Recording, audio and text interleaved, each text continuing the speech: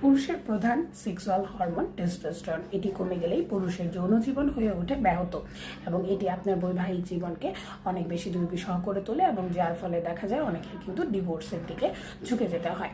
এই পুরুষদের প্রথম প্রধান যে সেক্সুয়াল হরমোন টেস্টোস্টেরন এটি কমে যাওয়ার পেছনে কারণ কি, আজ তা নিয়ে আলোচনা করব।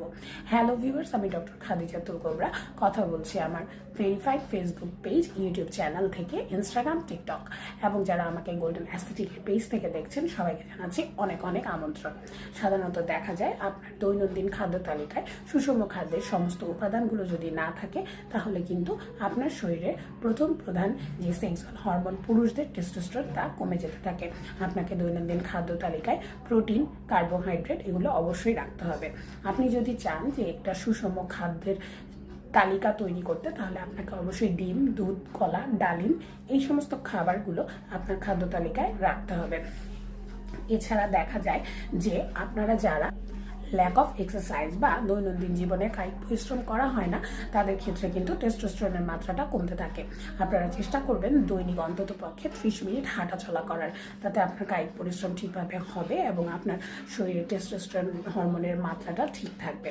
এছাড়া দেখা যায় যারা দৈনন্দিন জীবনে রেগুলার ধূমপান করেন, মদ্যপান করেন বা অ্যালকোহলের সাথে যুক্ত, তাদের ক্ষেত্রে কিন্তু টেস্টোস্টেরনের মাত্রাটা কমতে থাকে। তাই আমি বলবো যে যারাই এই সমস্ত যৌন জীবনে বিভিন্ন রকমের সমস্যায় ভুগছেন, তারা যদি এই সমস্ত অভ্যাসগুলো করে থাকেন তাহলে আজই এই অভ্যাসগুলো পরিত্যাগের চেষ্টা করুন। যদিও এগুলো একবারে পরিত্যাগ করা সম্ভব না, তাই ধীরে ধীরে এগুলোকে জীবন থেকে বাদ দেওয়ার চেষ্টা করুন এবং অবশ্যই একজন ডক্টরের কাছে এসে ডক্টরের শরণাপন্ন হয়ে তার পরামর্শ নেওয়ার চেষ্টা করুন। আমাদের সাথে কথা বলতে অবশ্যই আমাদের স্ক্রিনে দেওয়া নাম্বারে যোগাযোগ করবেন। ধন্যবাদ সবাইকে। আসসালামু আলাইকুম।